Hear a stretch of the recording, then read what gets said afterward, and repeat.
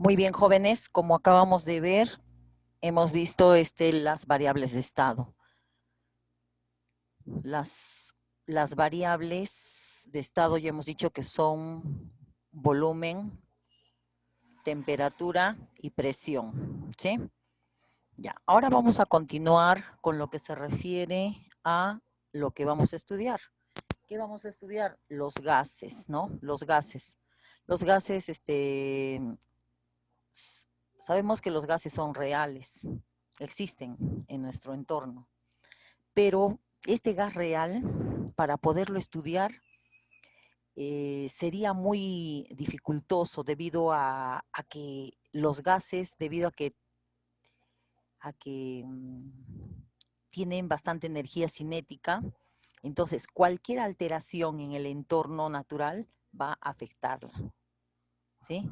Cualquier cambio que va a suceder en el medio ambiente va a afectar. Por esta razón, su estudio es muy complejo. En cambio, el gas ideal es un gas ideal, un gas imaginario, lo vamos a estudiar aislado, en forma aislada, como que si no estuviese afectando ningún cambio atmosférico, ningún cambio del entorno. Entonces, a eso también se le denomina gas perfecto. Bueno, a estos gases los consideramos a altísimas temperaturas y baja presión. ¿Qué significa altísimas temperaturas? Que va a tener energía cinética alta y baja presión, donde sus moléculas no van a estar tan juntas, ¿sí o no? Al no haber mucha presión, las moléculas van a estar totalmente separadas. Entonces, no va a ser afectada ¿por quién? Por el ambiente, y así vamos a estudiar a los gases en forma aislada, como les he dicho.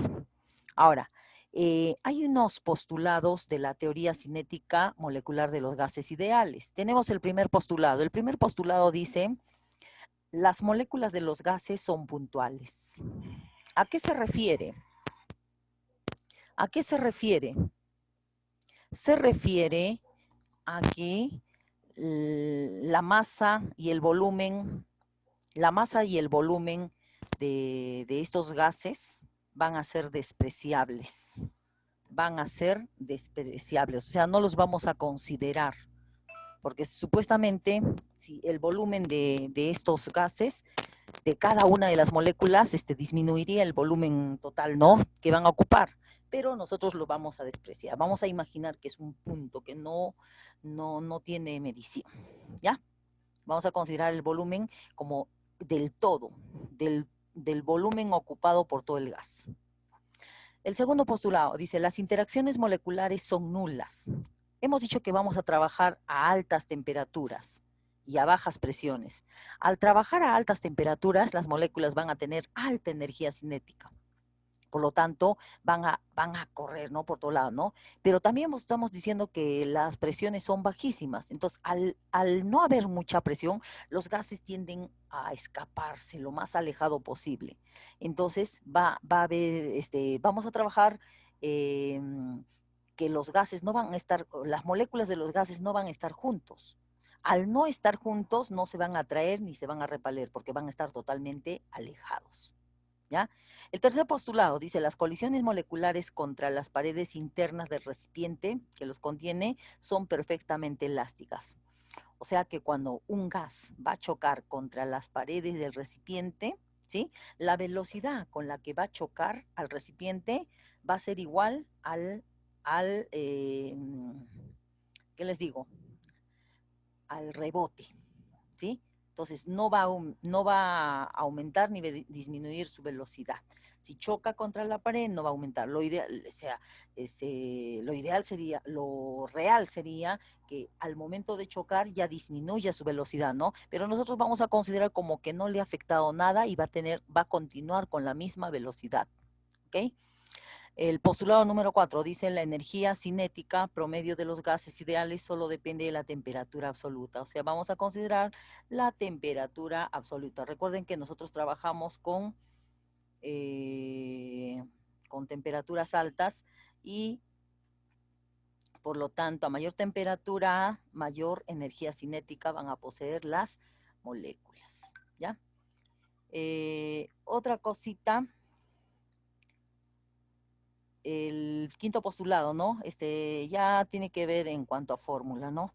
Dice la velocidad cuadrática o velocidad media promedio o velocidad promedio de las moléculas gaseosas depende de la temperatura absoluta y de los pesos moleculares. Recuerden que también es muy importante tener en cuenta los pesos moleculares, ¿no? O sea, la velocidad va a depender de quién, tanto de la temperatura como de los pesos moleculares. Si es más pesado, tendrá menos velocidad.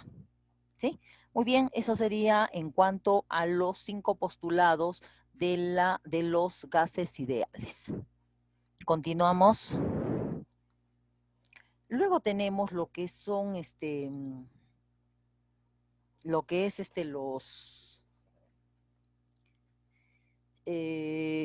los valores de la constante universal. Recuerden que para trabajar la fórmula de los gases ideales, bueno, todavía no les he presentado, pero vamos a tener una constante llamada, simbolizada por R mayúscula, y es la constante universal de los gases ideales.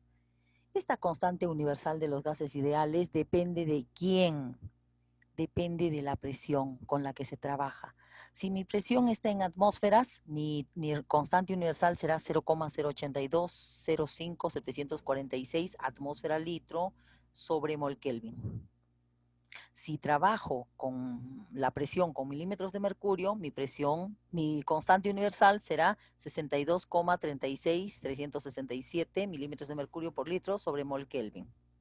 Si trabajo con calorías, ¿no? Mi constante universal será 1,987, 207 calorías mol sobre mol Kelvin. Y si trabajo con joules, ¿no? Si mi presión está con joules, entonces ahí mi constante universal va a ser 8,314, 472 joules sobre mol Kelvin, ¿sí? Pero las más usuales, o con las que más vamos a trabajar, van a ser las dos primeras, con atmósfera y con milímetros de mercurio, según nuestros problemas de la guía, ¿ya? Entonces, pero profesor, acá hay muchos decimales, entonces cuando vamos a trabajar con atmósferas, vamos a trabajar con 0,82, 0,082, ¿ya? Ojo, aquí es 0,082, voy a corregir mejor, voy a corregir. Muy bien, continuamos entonces. Entonces estamos hablando que si nuestra presión se encuentra en atmósferas, nosotros vamos a trabajar con 0,082 atmósfera litro sobre mol Kelvin, ¿sí? Y la otra con la que vamos a trabajar va a ser con milímetros de mercurio, entonces mi constante que voy a utilizar sería 62,4, ¿qué? Milímetros de mercurio por litro sobre mol Kelvin, ¿ya? Entonces con estas constantes ya resumidas vamos a trabajar.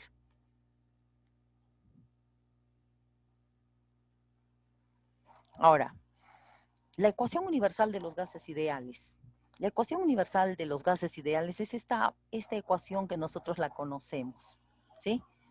Pavo igual a ratón, ¿ya? Presión por volumen es igual a número de moles por constante universal de los gases ideales por la temperatura, donde P es la presión absoluta, ¿sí? La presión total.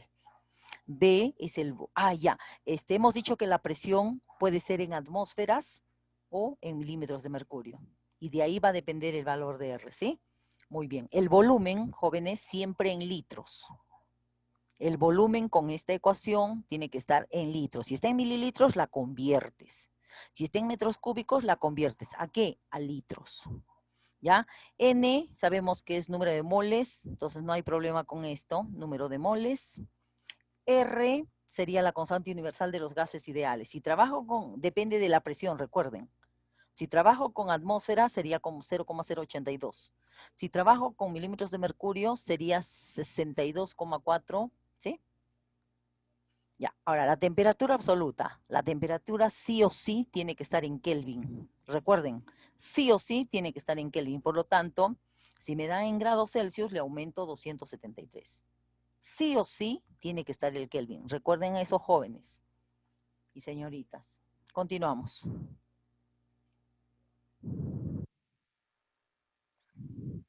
Ecuación general de los gases ideales. Ya. En la anterior ecuación nosotros hemos trabajado con una temperatura, una presión y un volumen, ¿sí? En ese caso, las variables de estado se han mantenido constante, ¿sí? Cuando trabajamos con la ecuación general de los gases ideales, ya estamos utilizando las variables. ¿Por qué? Porque se están modificando, ¿sí?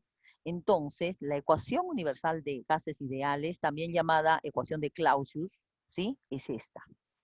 Presión 1 por volumen 1 sobre temperatura 1, ¿sí?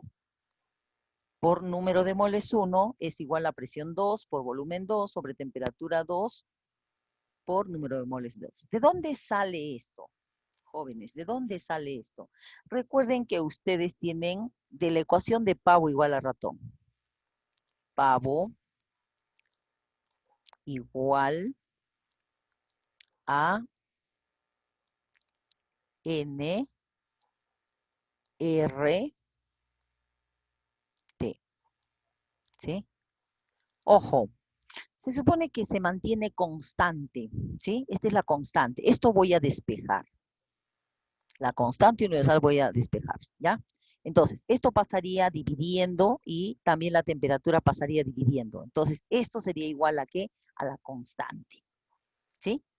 Solo que acá está con una presión inicial, con un volumen inicial, con una temperatura inicial y con un número de moles iniciales. Aquí estaría cuando ya ha variado, recuerden que son variables de estado, entonces ya ha variado la presión, ya ha variado el volumen, ya ha variado la temperatura y de repente el número de moles, ¿ya? Ratito. Entonces, este es el primer estado y este es el segundo estado, ¿sí? Del mismo gas. Pero como hemos dicho que el gas trabaja o se encuentra en un sistema cerrado hermético donde no hay transferencia de masa, ¿sí? Pero sí hay transferencia de energía, entonces número de moles sería constante. Al ser constante me quedaría P1 por B1 sobre T1 es igual a P2 por B2 sobre T2, ¿sí? Porque N permanece constante. Recuerden que es un sistema cerrado. Al ser cerrado, no entra ni sale materia, por lo tanto, número de moles se anula, ¿sí? Se van. Muy bien. Entonces me quedaría la ecuación P1 por B1 sobre T1 es igual a P2 por B2 sobre T2. Este sería mi estado inicial o mi presión, mi volumen, mi temperatura inicial y este sería mi presión, mi volumen, mi temperatura final. ¿Estamos de acuerdo? Muy bien. Continuamos. Vamos a borrar esto para que no interfieran las demás diapositivas. Muy bien, continuamos.